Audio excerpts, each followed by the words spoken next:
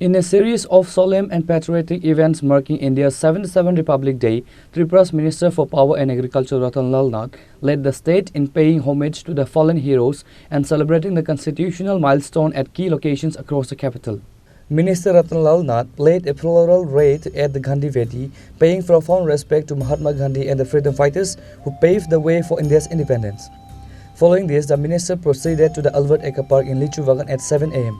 In a moving ceremony at the Martyrs Memorial, he laid a wreath to honor the brave soldiers including PVC awardee Albert Eka, who sacrificed their lives defending the nation. The focus then shifted to the Civil Secretariat at the Capitol Complex, where the minister presided over the official flag hoisting ceremony at 7:30 a.m. As the Tiranga was unfurled, the atmosphere was filled with the strains of the national anthem, attended by senior bureaucrats, security personnel and secretariat staff. In his address to the gathering, Minister Ratan Lal Nath highlighted the progress made by the state under the current administration.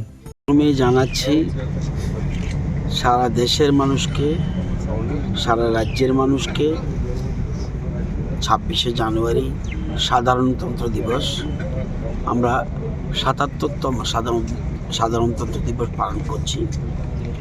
এই দিনটি আমাদের কাছে অত্যন্ত গুরুত্বপূর্ণ। যদিও ভারত স্বাধীন হয়েছে 15 August, কিন্তু জনগণের সরকারের যে মূল জিনিস সাধারণতন্ত্র, যাকে আমরা প্রজাতন্ত্র বলি, এই দিনটিতে অর্থাৎ সকলের সমান অধিকার, এটাকে সামনে রেখেই সাধারণতন্ত্র দিবস আমরা পালন করছি। আজকে বিশ্বে আমরা ৪র্থতম অর্থনৈতিক শক্তি। আমরা প্রমাণ করে দিয়েছি যোগ্য নেতৃত্ব পেলে ভারত যে কোনো জায়গায় পৌঁছতে পারে, এটা আজকে প্রমাণিত সত্য। আমরা এখন বর্তমানে বিশেষ করে কি ডিপ্লোমেসি, কি পলিটিক্স, সব কিছুতে আমরা এখন সার্থক, কারণ আমরা যোগ্য নেতৃত্ব পেয়েছি। আমরা বর্তমানে রাইস প্রোডাকশানে সারা বিশ্বের নাম্বার 1, মিল্ক প্রোডাকশানে আমরা নাম্বার 1। আমাদের জিডিপি গ্রোথ দিন দিন বৃদ্ধি পাচ্ছে। যদি লাস্ট 10 ইয়ার্স দেখি, 8 to 10 ইয়ার্স, ওয়ার্ল্ডের যে গ্রোথ রেট 2 পয়েন্ট সামথিং, আমাদের ইন্ডিয়ার growth rate, GDP growth rate 6 point something, আমাদের ত্রিপুরার গ্রোথ রেট 10 পয়েন্ট সামথিং। তারপরে পৃথিবী, ভারত দ্রুত এগুচ্ছে এবং আমরা আশা করি, আজকে সকালবেলা একটা গান শুনেছিলাম, ভারত আবার জগৎসভায় শ্রেষ্ঠ আসন হবে। আমরা যত দিন এগুচ্ছে তত আমরা শ্রেষ্ঠ আসনের দিকে যাচ্ছি। আমরা আশা করি কিছুদিনের মধ্যে আমরা তৃতীয় বৃহত্তম শক্তি হব এবং বিশেষ করে 2047-এর মধ্যে আমরা জগৎসভায় শ্রেষ্ঠ আসন পাব।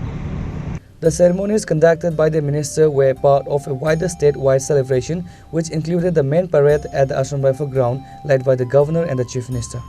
ত্রিপুরাবাসী, প্রিয় নাগরিক সমাজ, আজকে আমাদের ৭৭তম সাধারণতন্ত্র দিবসে আপনাদের সকলকে আন্তরিক শুভেচ্ছা ও অভিনন্দন জানাই।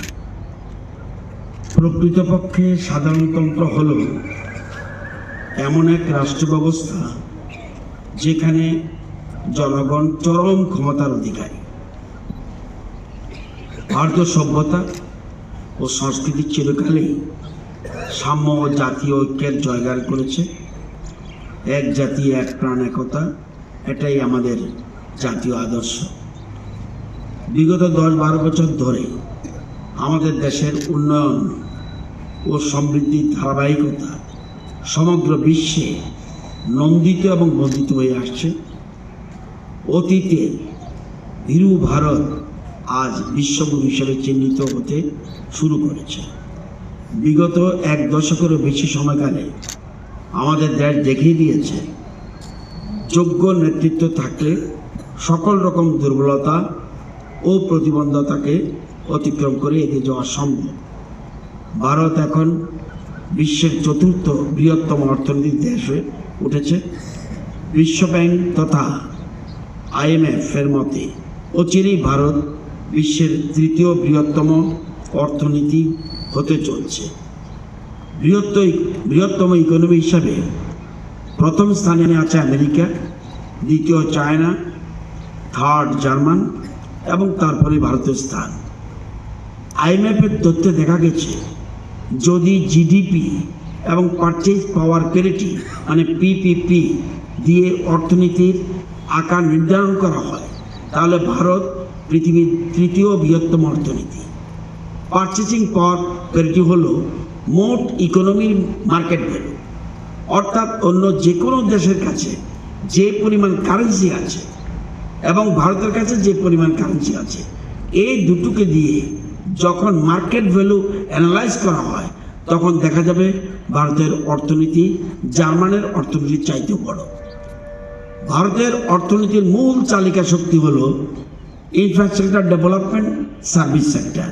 কিন্তু বর্তমান সরকার যে স্বদেশি মুভমেন্টের উপর কাজ করছে এবং ভোকাল ফর লোকাল পলিসি নিয়ে এগোচ্ছে, ভারত এতে করে ম্যানুফ্যাকচারিং ইন্ডাস্ট্রি প্রসার লাভ করবে। ভারতে টেকনোলজিতে ভারত অনেকটা এগিয়ে যাবে, রপ্তানি বাড়বে, কর্মের সংস্থান হবে, তাতে করে GDP গ্রোথ বেড়ে যাবে, যার ফলস্বরূপ ভারতের অর্থনীতির যে $5.11 ট্রিলিয়ন যে লক্ষ্যমাত্রা স্থির করা হয়েছে সেটা 30-40-এর আগেই লাভ করতে পারবে। আমাদের দেশের প্রধানমন্ত্রী দেশকে ভেবে চালাচ্ছেন রাজনীতি এবং কূটনীতির ভাষা বলে soft and hard power of diplomacy, অর্থাৎ একদিকে সারা পৃথিবীকে আমাদের বন্ধু অর্থাৎ বিশ্ব বসুন্ধৈব কুটুম্বকম, আমাদের কৃষ্টি সংস্কৃতি, আমাদের সাহিত্য শিল্পকলা এগুলিকে বিশ্বের দরবারে তুলে ধরব, অর্থাৎ সফট পাওয়ার কূটনীতির প্রভাব বিস্তারের জন্য। অপরদিকে বিশ্ব যেন এটাকে দুর্বলতা না ভাবে সেই জন্য আমরা হার্ড পাওয়ার ব্যবহার করব, অর্থাৎ প্রয়োজনে কার্গিল, সার্জিক্যাল স্ট্রাইক, অপারেশন সিন্দুরের মতো কঠোর সিদ্ধান্ত নিতে হবে। 2014 সালে আপনাদের মনে আছে ইউনাইটেড নেশনস জেনারেল অ্যাসেম্বলি 21শে জুন তারিখকে আন্তর্জাতিক যোগ দিবস হিসাবে ঘোষণা করেছে। এটা আমাদের কূটনৈতিক সফলতা। আজকে সমস্ত বিশ্ববাসী যোগকে গ্রহণ করেছে, বিশ্বের দরবারে ভারতের গ্রহণযোগ্যতা বাড়িয়েছে। এটা আমাদের প্রধানমন্ত্রী নরেন্দ্র মোদীর রাজনৈতিক ও কূটনৈতিক দূরদৃষ্টি ও পরিপক্কতার কারণে সম্ভব হয়েছে, নতুবা পৃথিবীতে যোগা হাজার হাজার বছর ধরে ব্যাপ্ত ছিল। আত্মনির্ভর ভারতের সবচেয়ে বড় প্রমাণ হলো হেভি উইপেনারিজ, যার জন্য ভারতবর্ষকে সবসময় অন্যের উপর নির্ভর করতে হয়েছে। আর অন্য দেশগুলো আমাদের এই দুর্বলতার সুযোগ নিয়ে আমাদেরকে ব্ল্যাকমেইল করত। আজকে BrahMos air to air missile, Akash open system, surface to air missile স্বদেশী প্রযুক্তির মাধ্যমে ভারত নিজে তৈরি করছে। শুধু তৈরি করছে না, পৃথিবীর অনেক দেশের কাছে ভারত রপ্তানি করছে। এতে করে শক্তিশালী রাষ্ট্র হিসাবে বিশ্বের দরবারে ভারতের গ্রহণযোগ্যতা বেড়েছে। আগে MiG, Sukhoi, Rafale, supersonic cruise missile এগুলি বাইরে থেকে আসতো, এখন আমরা নিজেরা তৈরি করছি। যেমন Tejas light combat aircraft, Akash air defence system, artillery guns, drones, India's own GPS system, that is NAVIC, India's indigenous satellite navigation system.